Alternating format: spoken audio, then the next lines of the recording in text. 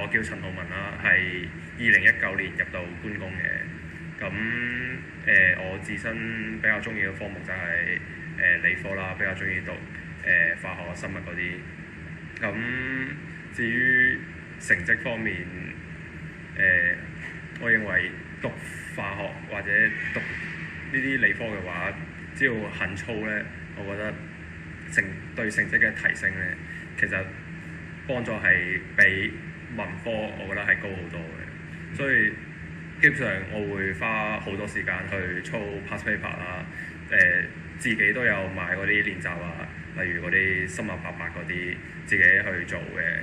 所以我覺得呢個係主要化學老師就係佢會用比較簡單嘅方式咯，即係如果齋睇書嗰啲公式嘅話，係比較我覺得係對我嚟講係比較難啲，比較深奧啲。我覺得化學上佢用嘅方式係比正常嘅簡單啲咯，所以咁樣我覺得比較容易理解。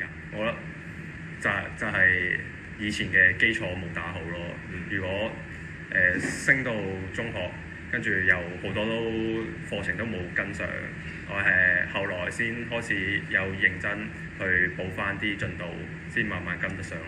呢個係對我嚟講比較基礎最弱，應該都係英文嗰啲啦。至於點樣打翻個基礎，就係嘗試用英文去接觸唔同嘅嘢啦，自己講啊，或者睇翻啲用英語教學嘅片啊，咁樣去補翻啲進度咯。有時都會自己睇翻嗰啲past paper 去提升嘅人就唔會因為成績啊嗰啲成績差而即係貶低我埋怨咁樣。更多係鼓勵咯。我覺得鼓勵係可以令我更正面去面對啲困難咯。所以平時放學都有同幾個同學組埋一齊去學習嘅。所以有唔識嘅話都可以互相發問咁樣。